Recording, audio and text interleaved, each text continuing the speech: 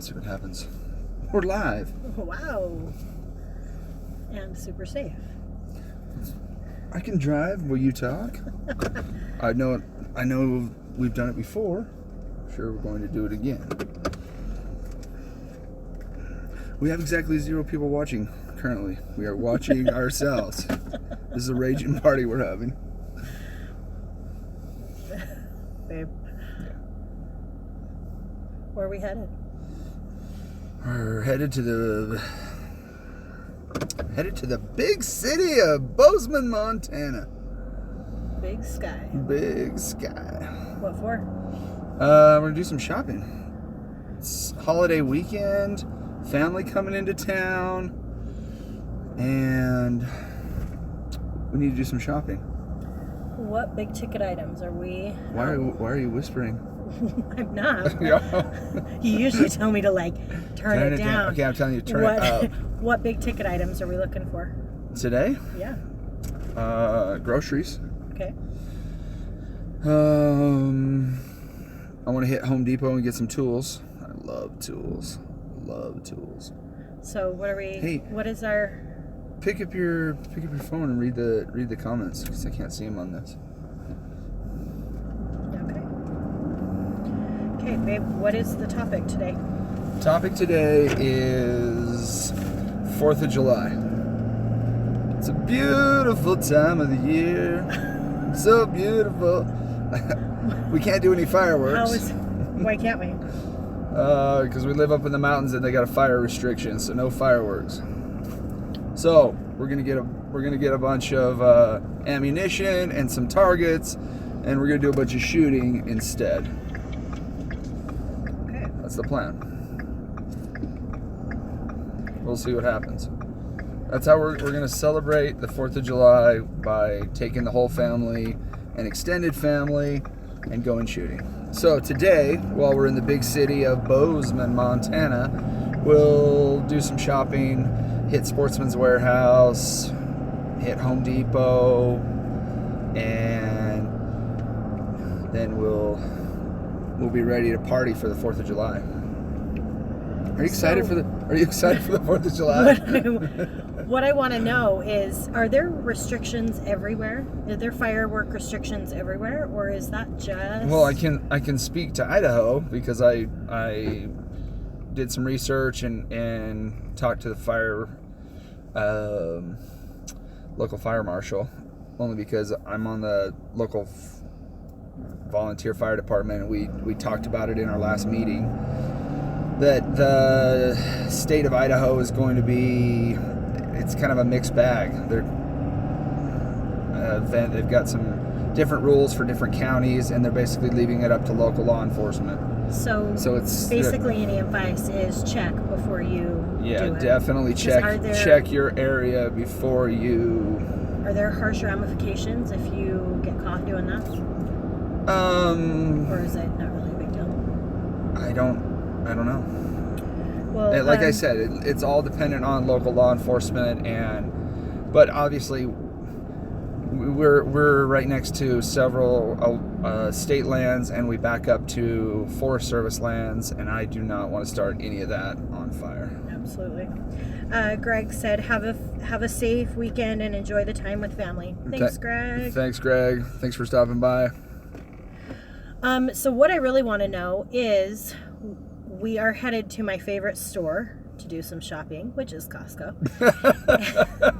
And who gets this excited about Costco? Seriously, we're going to Costco! Yay! When you have a family as big as we do, and I've got to cook for all of them, buying in bulk and having stuff in the freezer is a lifesaver. So, what I want to know is, what am I going to buy at Costco today? Give me some suggestions. Yeah, give us some suggestions. What are your favorite Costco products, favorite meals of things that I can grab there? Our number one thing at Costco is always meat. That's our favorite place to buy steaks and hamburger and stuff like that. So, and then they have these naughty little chocolate covered caramels that Josh always tries to steal from me. I don't think you can say naughty. I think he Coffee. I think he has Ooh, said that's some a good idea. mean stuff about me, about wanting my chocolate, and I don't share. Coffee. Certain brand? Yeah, I wonder if the coffee, if we're talking about getting those little frozen vanilla lattes. So Josh has a real addiction to Rockstar. Yellow Rockstars. Peanut butter. That's a great idea. But we do have a son with life-threatening nut allergies, so I have to be a little bit smart about that. Yeah, I love peanut butter, but we don't keep it in the house just because if one kid was to stumble into it, or we just can't have it in the house at all. Oh, I've never even heard of that. So, speaking of coffee, Josh has a real addiction to Yellow Rockstars, and it's my cross to bear. And it stresses me out because he drinks like more than 3, sometimes 3 a day. And so he keeps toying with the idea of coffee for his caffeine intake. I wonder if it would be a healthier option than all of the unnatural chemicals and garbage that come in Rockstars. So if you have any opinions there, but I don't like that support my side, I would really love to hear it. I don't like the taste of coffee.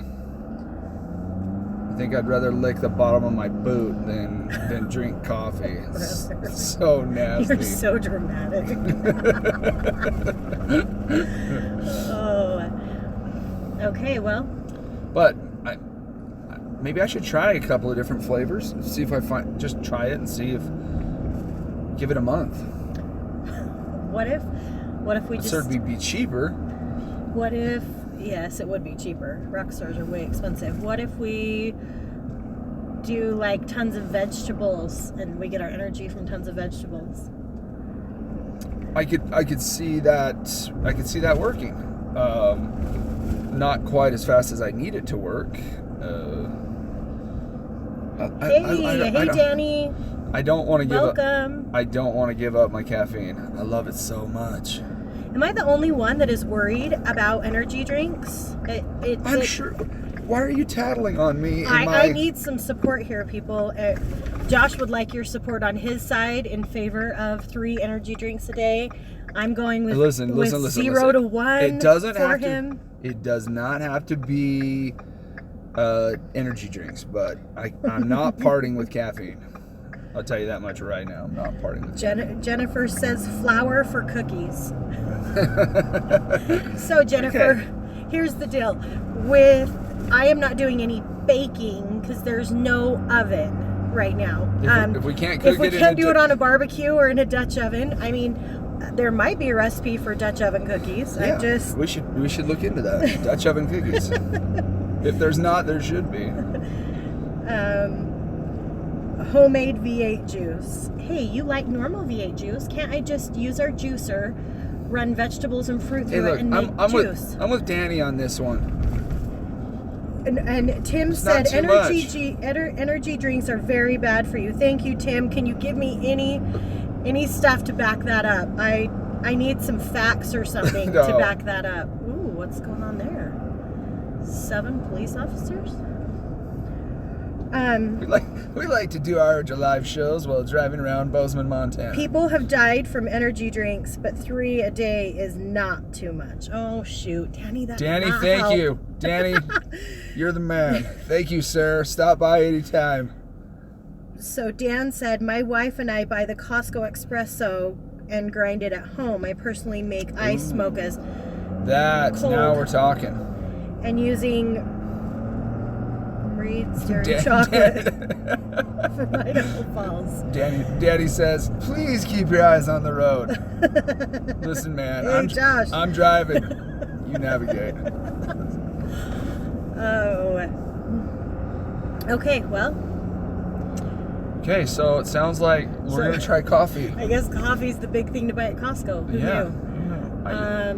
I'm not. Things I would like to get is canned goods in bulk. And a lot of the...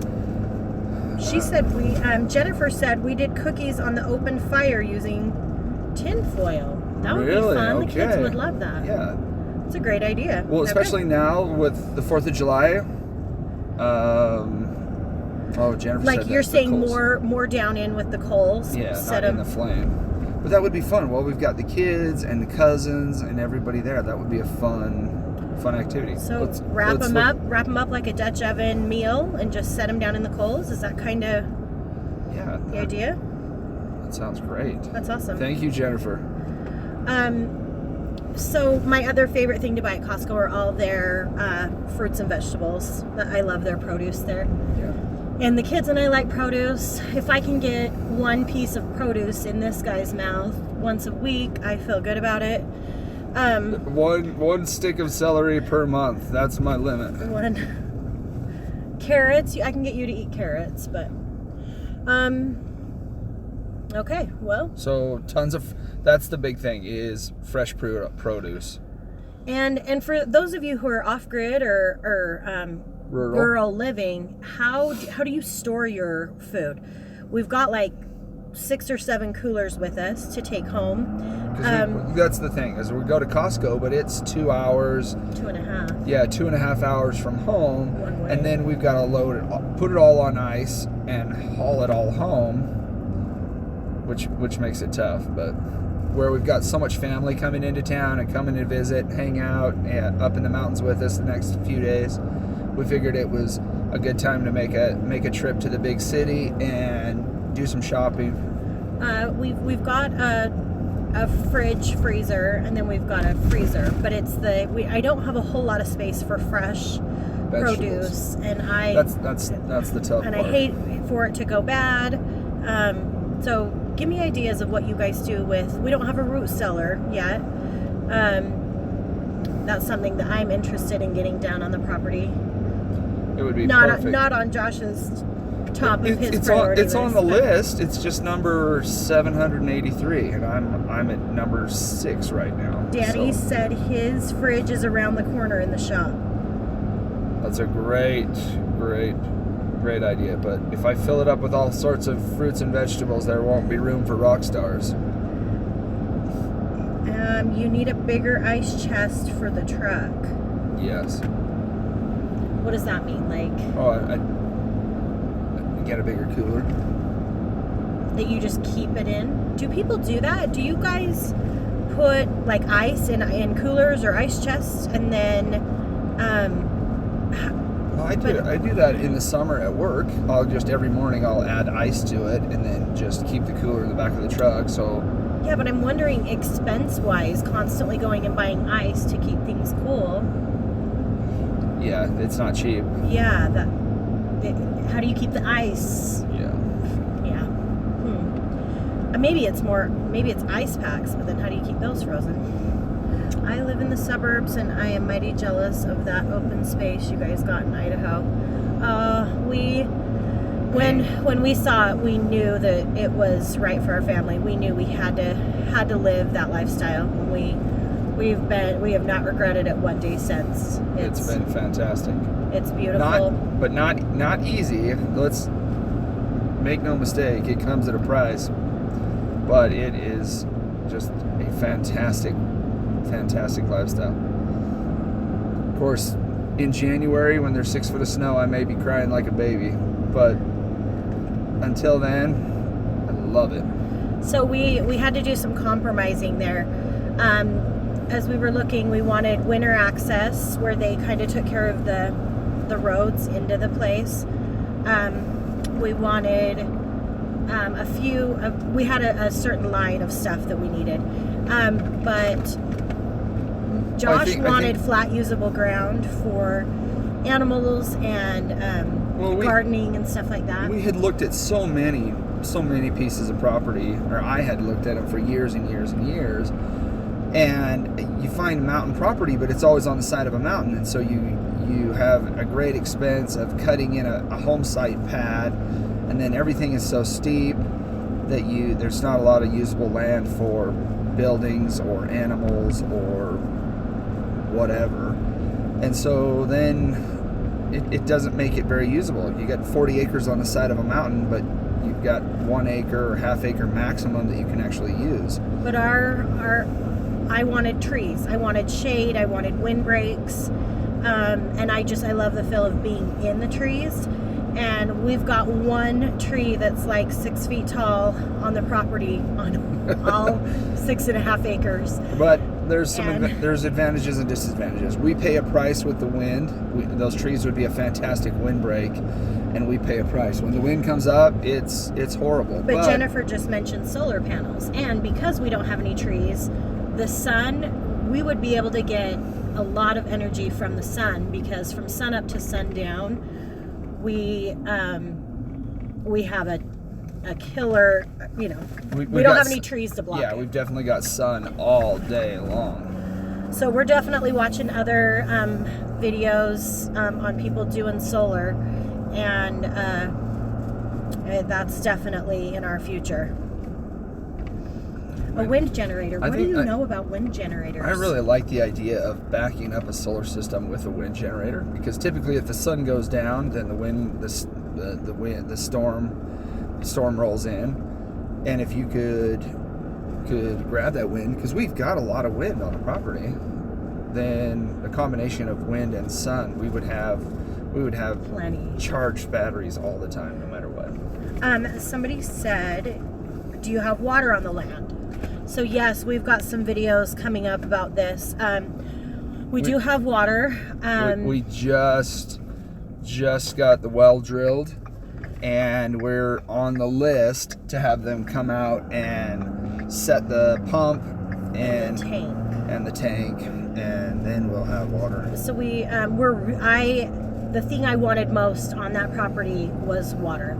I could have gone without power, electricity or any of the other nice amenities, but I really wanted our own water, our own well drilled, and we had to go down 240 feet, because where we live, they case past the first aquifer. They don't let you draw from that. For some odd reason, the state wouldn't let us tap into the first aquifer that was about 100 feet, and we had to case past it with we had to drill a 10-inch hole and then put in a 6-inch pipe and then 2 inches of bentonite on either side of that casing and seal past the first aquifer and then down to the second aquifer. Apparently they've had some issues over the years, the last 30-40 years, with pollutants into that first aquifer, so they've changed their policy. And but all of the old timers up there that have wells that are in the first aquifer say it is the best water around. So those older wells are highly coveted. So they said to back up the wind with solar. Oh, so wind first and then solar. Mm-hmm. That makes great sense. And then Zeo Cyber G said evaporation cooler can be a cheap way to keep things cold in the summer. What is that? Do you know? We're talking about what's the word? I haven't had my Rockstar this morning. I'm not moving very fast. Evaporation is swamp cooler. Very inexpensive swamp coolers. Evaporation coolers. Yeah, swamp cooler. Holly, give Holly a gold star. And how do you? Holly, I couldn't think of the word. Okay. Babe, I can't see your eyes.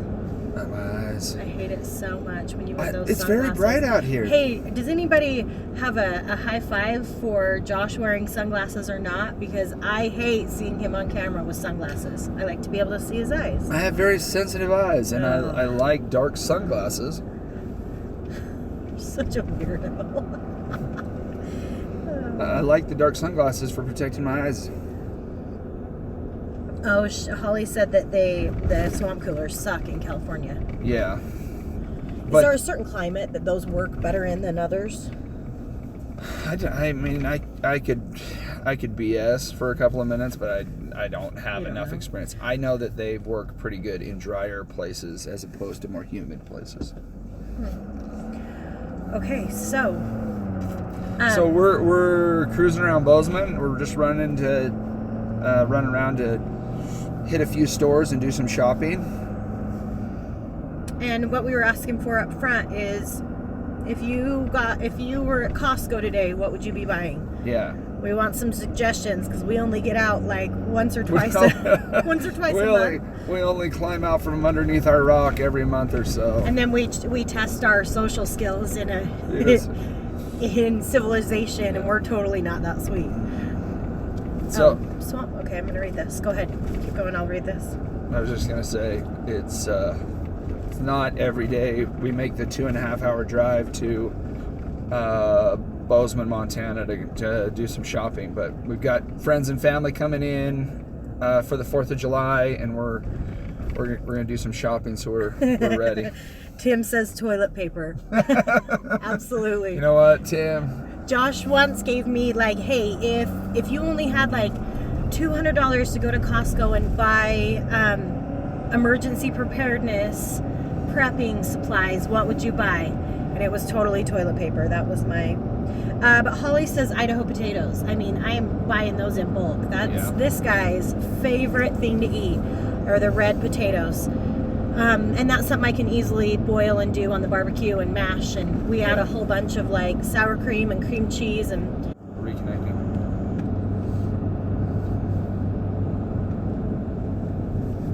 And we're back. Yeah, so I think that getting potatoes is the thing I like about them. Is it doesn't matter how long they sit there, and they're always... Well, they definitely last longer than vegetables that need to be refrigerated. Yeah. But not quite as healthy as all my green veggies I like to get. So, well, any other suggestions or any other fun ideas of what you guys are doing for the 4th of July? We've got family coming, and we've got to do some entertaining. And the family that's coming is a really good time. So they're up for a lot of fun adventures. But we'd like to hear what you guys are doing. It's always the 4th of July. We did it last year. We had everybody come over, and all my family, my extended family come, and it's great. We go and canoe the river and go shooting and hang out and barbecue and just... Hopefully some paddle boarding on the lake. Yeah, it's... hopefully the weather's good.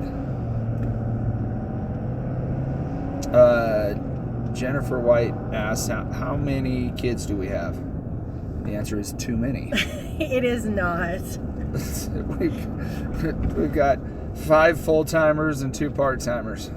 So 7 sometimes. Yeah. Which is awesome. We wouldn't trade any of that. That's our happy place. Hey, where else do we need to go today besides Costco? Home Depot. Okay. I don't know. You tell me. I'd like to hit Sportsman's Warehouse. Jennifer, you'll have to watch some of our upcoming videos where we'll be able to show how we kind of all fit in one small space while we are building the homestead. Anyway, it's quite exciting, but we are very lucky to have kids that are happy to be doing what we're doing in this rural lifestyle and building our own debt-free, mortgage-free home. So it's going to take some time, but they are on board to live in some cozy living conditions and spaces. So that's still to come. Babe. Partly burying a cooler. Hey, Esther and Nick from Fouchamatic told us that's what they do too, is they partially bury a cooler. And that helps their ice stay cold longer and last longer. I'm glad you reminded me of that. They did tell us that. Yeah, obviously keeping it out of the sun, but that again has always been my issue. Is we don't have a whole lot of shade with no trees on the property. But behind the camper trailer or behind the cabin or something, we could find a shady spot and take some of the big coolers. You know what? I've even got some old job boxes that we could bury down in the ground or down 3 feet, and then you could just put several coolers down in there, and then you kind of have a cooler inside of a cooler. Ooh, Jennifer just mentioned dill. Let's grow some fresh dill. And, I don't know that we've got enough season left. I mean, we could do a small... July? Oh, maybe not. But dill, that sounds so good for the potatoes. Yeah. Do you plan on building a storm root cellar, Tim? Yes, as I was saying, that's on the top of my priority list. Not so much Josh's right now. He's got much bigger fish to fry with work and building our home and all the other things that we're working on. We're a little bit busy. But I think the kids and I could build a root cellar. I want to do it for free. I want to be able to dig a hole in the ground, maybe use the equipment, dig a hole. I want to bury some tires, stack up tires, old tires that we could probably just go get somewhere, pack those full of dirt and bury all that into the ground and make our own little free root cellar. And I think that's something the kids and I could do. So yeah, or even it would be kind of slow, but I think it'd be really doable. So are all the big shops open on a Sunday morning? It's 18.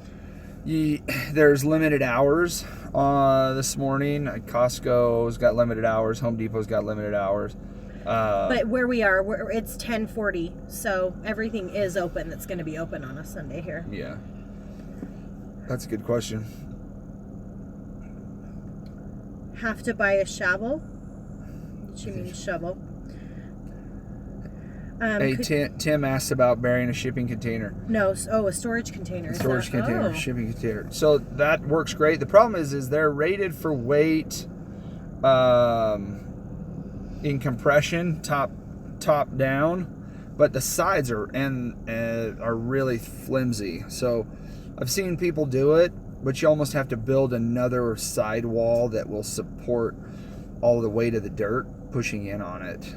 And at that point, it's so much more work to reinforce all those walls that there's quicker, easier options than digging that hole and burying a shipping container. But I love the idea of that kind of being like an outdoor refrigerator. I mean, but I think that one of the old job boxes and burying that even partially down. What is a job box? So they're great big metal knack toolboxes. We would use them on job sites with rollers and coasters just to lock up tools on site. But they're like 3 foot deep, maybe 3 foot wide, and 4 foot long. Okay. Simply 7 Living said, "Good morning. Hi. Do you think your approach is aggressive? I've been watching other couples who are taking years to build their home rather than rushing." That's a great question, because we get that quite a bit. We are definitely not. Our home's definitely not going to be built this year. We are working on a very small little shed type living space, little cabin. And the actual home on the homestead will take years and years and years. So we're just trying to get comfortable. But we've really hit the well digging and the septic hard, and so we feel like it's been really aggressive there. But those are two things that we wanted to be able to have. I mean, every plan is subject to change. Currently, it's just getting things comfortable so we can live there and be comfortable and continue on with life. I've got building permit for the house, and I'm planning on building the garage first so that we can kind of move into the garage and set up shop and maybe even finish an apartment above that garage. And then as time goes by, we'll work on the house. But this is a 5-year, 6-year plan. We've totally run into more snags than Josh is excellent at dealing with the hiccups in his line of work. He's used to problems arising, and I'm not so much. I get excited thinking, oh, we're going to drill our well, and then the drill well, the well driller doesn't show up for 3 weeks. Or then after we're done, I'm like, okay, now we can use water, and he's like, oh, I got to come back in a few more weeks to install the pump and the tank, and we're like, oh shoot. And he's used to all this. He's excellent. We've hit major snags with the septic, so that is currently on hold. We've hit major snags with the barn shop shed that Josh was going to build to put the sawmill in and equipment in. Yeah, the county, we had hoped to do that as an agricultural building, and the county is saying no, because of the area that you live in, you don't qualify for agricultural buildings. You'll have to do a regular building. But we don't want to do it as a typical building, because our CC&Rs, our covenants, codes, and restrictions, limit the number of structures that are on the property, and we don't want to use one of those up, putting up that building. So it's like 2 steps forward, 1 step back. 2 steps forward, 1 step back. Like everything, but we're learning as we go, and so Simply Seven Living said they are creating a base of operation and branching out from there. I think that's well said. That's kind of what you... really, really well said. Is we'll just continue to grow and but it's going to take time to grow, for sure. That's what we're realizing. Our approach was more aggressive, but with all the setbacks, it's definitely going to take more time than... Well, we're going to push as hard as we can, and we'll go as fast as we can, but we understand that there's certain things that are just outside of our abilities. I mean...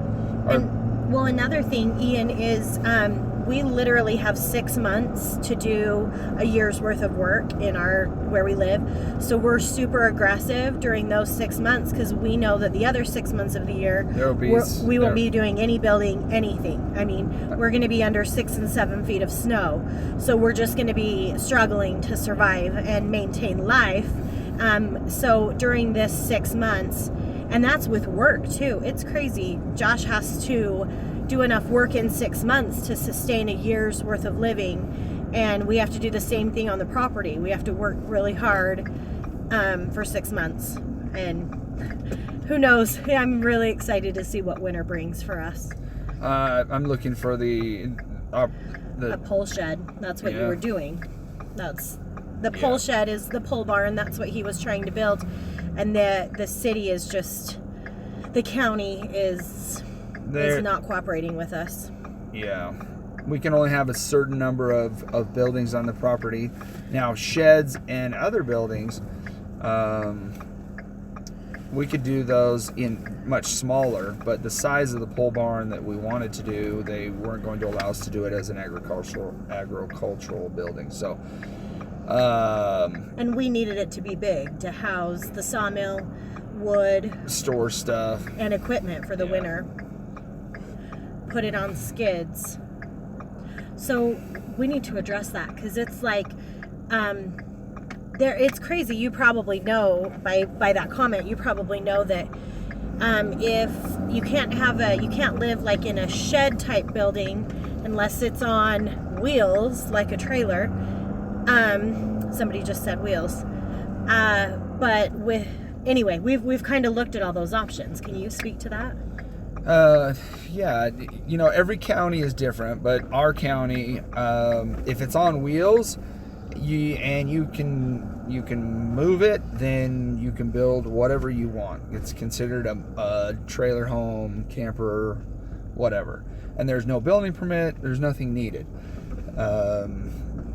Then there's, if it's not on wheels, then it has to be on a permanent foundation of some kind, whether that's spot footings or an entire footing and foundation, but it has to be on a permanent. Now, that starts the problem, is you can only have so many permanent foundations on your property. You can have a house, a guest house, and a barn. I thought it was only 2 permanent structures. Well, you can have 2 houses, but you can have... Well, he, Simply Seven Living said, if you put some of your buildings on skids, it doesn't qualify as a permanent structure. You're right. Just the size of the building that Josh was wanting to build, we couldn't have put it on skids, and we needed the actual ground for the sawmill. I think that's a really good maybe idea, is build some 12 by 30 sheds and build 3 of them. The problem is we spend all of this money and time building something that's not permanent. So what we're going to do to keep moving forward is we're going to build the garage to the house. And so we pulled the permit, and we're going to put all our eggs in that basket and build that garage. Even if we just get it shelled in, then we could put everything in there for the winter, and we're moving in that direction. Push it all together. Push them all together. Yeah. But it's still, at the end of the day, it's still just a temporary structure, and it's time and money that's not moving us towards the finish line. It's a lateral move, not a forward move. But he was right. He said, like, the chicken coops and sheds, those things are all going to be on skids. You're right. Yeah. What we're actually doing, hopefully by the end of this year, so we're ready for next year, if not first thing in the spring next year, is we're going to build a chicken coop trailer that we can kind of move. We've got so much grass that we can just move the chickens around, and so that will be a movable building, I guess you could say. Yeah, and that's the thing, is the county doesn't care how many sheds you have. You can have 100 little sheds on skids, but they can't be bigger than, I think it's 200 square feet. So you can do, I don't know, they've got all these stupid rules. Danny said, totally unrelated to anything, but that engine sounds awesome. Okay, now we know. We're getting, that's always been my thought, but I've been embarrassed to say that. We're getting to the Costco. I love the sound of this motor. We're getting to the Costco parking lot, so maybe we can shut it down. I don't know if it's interfering with what you can hear or not. Anyway, use of the sheds. Use roof rifter to span the sheds. So yeah, there are solutions. The issue is not, will those solutions work? Absolutely. All you guys, those ideas are all fantastic. But it takes my time and my money and puts it in a direction that doesn't move us forward. It solves a problem now, but it's using up... It's not what we want long term. Yeah. And so we're better off to put our time and energy towards building the garage, storing everything in the garage, because that moves us forward. The other problem is I can't argue a whole lot with the county or the city, because I make my living as a builder, and I deal with those folks all the time in inspections and filing plans and everything else. So I can't go get on the naughty list, because that's where I make my living. Danny wanted you to floor it, but we're shutting it off. Oh my gosh. The people in the parking lot of Costco think I am a complete asshole, but you know what? Anything for you, buddy. Can you hear that? You like that? Okay, so what does this mean? Have you considered, I don't know what this is, triodentric foundation? I don't have a lot of experience with the triodentic foundations. What is that? Most of the engine. Okay, shut her down. Hey, Danny, should we shut it off, or you just want to sit and listen to it for a minute? What's going to make you happy? Most of the engineers that we deal with locally, because of the unbelievable snow loads and the fact that we have to get to 160 pounds per square foot in snow load capacity, means that there's a lot of foundation systems that just won't cut the mustard. Cut the mustard. Cut the mustard. I've never heard that. We've got to get you out of the mountains. See, rural living. Rural living. I had my fun at your desk. Okay, shut it down so people can hear better. So anyhow, there's a lot of times where I'm doing spot footings for decks, and I'm pouring 5 foot by 5 foot pads, 1 foot thick, just to put a 10 inch by 10 inch column on top of it. I mean, some of the requirements for building there because of the snow loads are just unbelievable, just crazy. Okay, everyone. Well, we're at Costco. I would like to go in and get some groceries.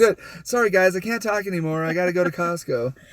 You all know. I love Costco. I got to go to Costco. Guys, we're at Costco. If you can't watched talk anymore. our video together, you'll know how long I've been waiting to get here. It's been like 6 weeks, people. 6 weeks. Okay, any final questions before we go? Anyone? Oh, he says right here. He says it's used in areas prone to flooding or for modular houses as both temporary and permanent foundations. Oh, I'll have to do some research. Yeah. Be interesting to have other options and solutions, because I get a lot of people that come to me and they're like, hey, I've gotten some bids on this cabin, and is there any way that we can value engineer this setup? Where we live too, there are some high water tables in certain areas, so be a cool option to research. Happy 4th, Holly. Thanks for being here. Thanks, Tim. Hey, thanks everybody that came along with us. Stay tuned. We're gonna go hit Costco and it's going to be a really good time. We have some fun videos coming up. An update on the septic system and the issues there. We toured this really cool lodge where it was a combation of old and new. Hey, don't give away all the surprises. No, I got to tell some of the things that are coming. Don't ruin. Don't give away the surprises. Just okay. Anyway, we have sweet stuff coming up. Great stuff coming up.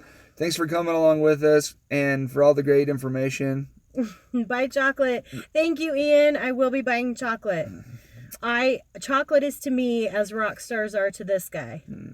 Delicious. Costco pizza, maybe for lunch, for sure. Hey, thanks everybody. We'll let you go. Have a great day.